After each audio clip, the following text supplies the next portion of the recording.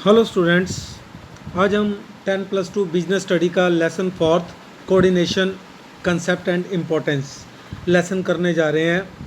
और आज का हमारा टॉपिक है what do you mean by coordination. आप समन्वय से क्या समझते हैं एंड डिफाइन इट्स कैरेक्टरिस्टिक्स, और उसकी विशेषताओं का वर्णन करें। Let's start. समन्वय इसका अभिप्राय उस प्रक्रिया से है जिसके द्वारा एक संगठन में की जाने वाली क्रियाओं में सामंजस्य मतलब तालमेल स्थापित किया जाता है। एक संगठन के अंदर बहुत सी क्रियाएं की जाती हैं और उन क्रियाओं में तालमेल स्थापित करना ताकि संस्था के उद्देश्यों को सफलतापूर्वक प्राप्त किया जा सके, वह समन्वय कहलाता है, कोऑर्डिनेशन कहलाता है। समन्वय की विशेषताएं।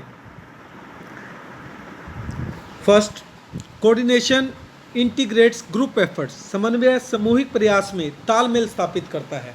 समन्वय की ज़रूरत उस समय पड़ती है जब किसी उद्देश्य की प्राप्ति के लिए अनेक व्यक्ति के प्रयासों की ज़रूरत हो। संक्षेप में कहा जा सकता है कि समन्वय का संबंध पूरे समूह के प्रयास से है, ना कि अकेले व्यक्ति के प्रयास से।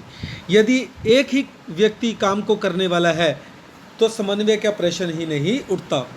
अगर सारा काम ही एक व्यक्ति कर रहा है फिर तो कोऑर्डिनेशन की जरूरत ही नहीं है। कोऑर्डिनेशन की जरूरत वहाँ पर है जहाँ पर विभिन्न व्यक्ति काम कर रहे हैं। Second, coordination ensure unity of action. समन्वय प्रयास में एकता सुनिश्चित करता है। समन्वय की प्रकृति प्रयास में एकता पैदा करने की है। समन्वय सभी के प्रयास में एकता पैदा करता है। अभी सबके प्रयास अगर अलग अलग होंगे, एक संस्था में काम करने वाले व्यक्तियों, किसी का प्रयास कुछ है, किसी का उद्देश्य कुछ है, किसी का उद्देश्य कुछ है, किसी का प्रयास कुछ है, किसी का प्रयास कुछ है, वहाँ पर उद्देश्यों को प्राप्त नहीं किया जा सकता। समन्वय पूरे समूह के प्रयास में एकता पैदा करता है। इसका अभिप्राय कोऑर्डिनेशन प्रोसेस के दौरान एक संगठन में जो बहुत सी क्रियाएं होती हैं उनमें एकता पैदा करने का प्रयास किया जाता है। उदाहरण के लिए परचेज और सेल डिपार्टमेंट को अपनी क्रियाओं को इस ढंग से कोऑर्डिनेट करना चाहिए ताकि जो परचेज ऑर्डर हैं उनकी पूर्ति की जा सके। Third, coordination is a continue process. लगातार चलने वाली प्रक्रिया है। यह कोई ऐसा कार्य नहीं है जिसे हमेशा के लिए एक ही बार पूरा कर दिया जाए, बल्कि इसकी आवश्यकता कदम कदम पर है। व्यवसाय में अनेक क्रियाएं की जाती हैं, अनेक काम किए जाते हैं। इनमें से कोई ना कोई क्रिया आवश्यकता से अधिक या कम होती रहती है जो पूरे संतुलन को बिगाड़ देती है। अतः सभी क्रियाओं में संतुलन बनाए रखने के लिए उसमें लगातार नज़र रखनी पड़ती है और वो कोऑर्डिनेशन के द्वारा ही पॉसिबल है। अगला, फोर्थ, समन्वय एक सर्वव्यापक कार्य है, all pervasive function. All pervasive का मतलब समन्वय सारी जगह लागू होता है, चाहे वो बिजनेस हो चाहे वो नॉन बिजनेस हो। सर्वव्यापकता का अर्थ उस सत्य से है जो सभी क्षेत्रों में व्यावसायिक और गैर व्यावसायिक अथवा सभी स्थानों पर समान रूप से लागू होने वाली प्रोसेस है।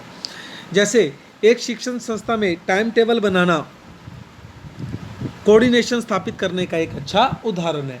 टाइम टेबल बनाकर हम कोऑर्डिनेशन बना सकते हैं कि भाई 9 से 10 ये टीचर क्लास लेगा और 10 से 11 दूसरा टीचर क्लास लेगा। ये पॉसिबल टाइम टेबल बनाकर ही हो सकता है, कोऑर्डिनेशन कर कर। फिफ्थ,